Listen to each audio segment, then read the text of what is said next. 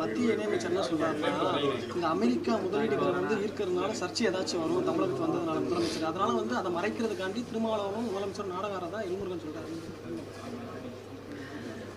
இல்லை, தமிழ்நாட்டினுடைய தொழில் வளர்ச்சிக்காக முதலீடுகளை ஈர்க்க வேண்டும் என்பது எல்லாருடைய ஆசையும் விருப்பமும். என்னுடைய கோரிக்கை, தமிழ்நாட்டுக்கு வருகிற முதலீடுகள் தென் மாவட்டங்களில் வருவதற்கு தமிழ்நாடு அரசு கூடுதல் முன்முயற்சி எடுக்க வேண்டும்.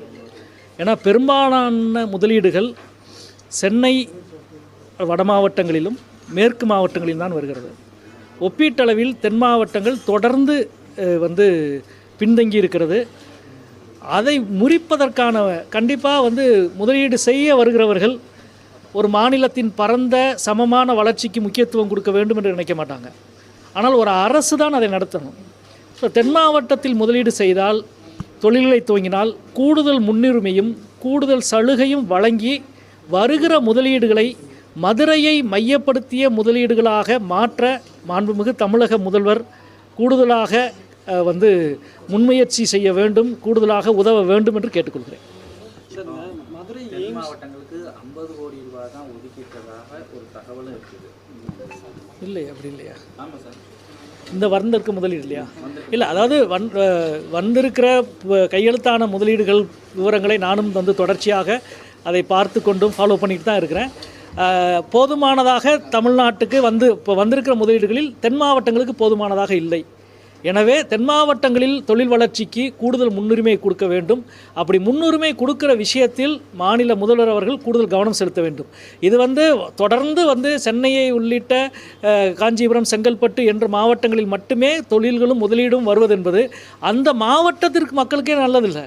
அவ்வளவு நெருக்கடியே அங்கே உருவாகிக்கிட்டே இருக்குது. அதே தென் மாவட்டங்களும் மேற்கு மாவட்டங்களும் அல்லது சென்னை மாவட்டங்களை தாண்டி தென் மாவட்ட வளர்ச்சி மிக மிக தேவையான ஒன்று. அதில் ஒரு பெரிய தொய்வு இருந்துக்கிட்டே இருக்குது. அதில் ஒரு பிரேக் தேவை, ஒரு முறிப்பு தேவை. எனவே மிகப்பெரிய நிறுவனங்கள் மதுரையை மையப்படுத்திய முதலீட்டை உருவாக்கிய காலமாக இந்த காலம் இருக்க வேண்டும் என்று கேட்டுக்கொள்கிறேன்.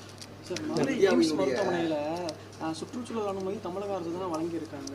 ஆனால் அமைச்சர் என்ன சொல்கிறாருன்னா, மருத்துவத்துறை அமைச்சர் நாங்கள் பாராளுமன்றத்தில் ஒவ்வொரு எம்பிக்கும் அழுத்தம் கொடுத்துக்கிட்டு இருக்கோம், எய்ம்ஸ் மருத்துவமனை வரணும் அப்படின்னு சொல்லிட்டு. இப்போ அவங்க பாஜக என்ன சொல்கிறாங்க, கட்டுமானம் தொடங்கிருச்சுன்னு சொல்கிறாங்க. நம்ம எதை சார் நம்ம எடுத்துக்க?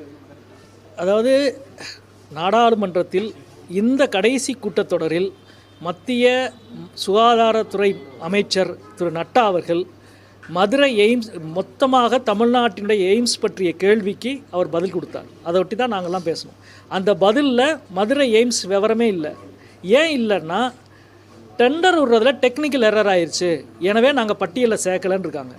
அதிகாரப்பூர்வமான ஒப்பந்தத்தில் தொழில்நுட்ப பிரச்சனை இருப்பதால் நாங்கள் பட்டியலில் சேர்க்கவில்லை என்று 25 நாளைக்கு முன்னால் நாடாளுமன்றத்தில் சம்பந்தப்பட்ட துறை அமைச்சர் சொல்லியிருக்கிறார். அதை தான் நம்ம எடுத்துக்கணும். உங்கள் டெக்னிக்கல் எரர் எப்போ தான்ப்பா முடியும்? அது எப்படி எதிர்க்கட்சி மாநிலங்கள் ஆளுகிற மாநிலங்களில் மட்டும் டெக்னிக்கல் எரர் வந்துக்கிட்டே இருக்குது, மதுரை எய்ம்ஸுக்கு மட்டும் எத்தனை தடவை தான் டெக்னிக்கல் எரர் வரும்? இந்த கேள்வியெல்லாம் ஏற்கனவே நான் கேட்டிருக்கிறேன். இதே நட்டா அவர்கள் 16வது நாடாளுமன்றத்தில் சுகாதாரத்துறை அமைச்சராக இருக்க பொழுது துவக்கப்பட்ட திட்டம் இது. 16 முடிஞ்சு 17 முடிஞ்சு இப்போ 18வது நாடாளுமன்றம். இப்பொழுதாவது நிறைவு பெற வேண்டும் என்பதுதான் எங்களது விருப்பம். அதற்கு தொடர்ந்து நாங்கள் நாடாளுமன்ற உறுப்பினர் என்ற முறையில் அழுத்தம் கொடுத்துக்கிட்டே இருப்போம். இந்தியாவின் பாதுகாப்பு அரணாய் விளங்குகிறாரு மோடி அப்படின்னு சொல்லி அமித்ஷா பிறந்தநாள் தெரிவிச்சிருக்காரு. நீங்கள் அமித்ஷாவுக்கு பிறந்தநாள் தெரிவிக்கிற ஒரு நாடாளுமன்ற உறுப்பினராக தெரிவித்தா என்ன மாதிரியான புகழாரம் அவருக்கு தெரிவிக்கும்? இன்னைக்கு இந்தியாவே கொண்டாட வேண்டிய ஒரு பிறந்தநாள் என்பது தந்தை பெரியாரின் பிறந்தநாள்.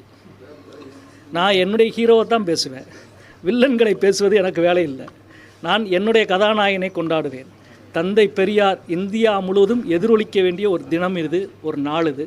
அனைவருக்கும் தந்தை பெரியார் பிறந்தநாள் வாழ்த்துக்கள். நன்றி, வணக்கம்.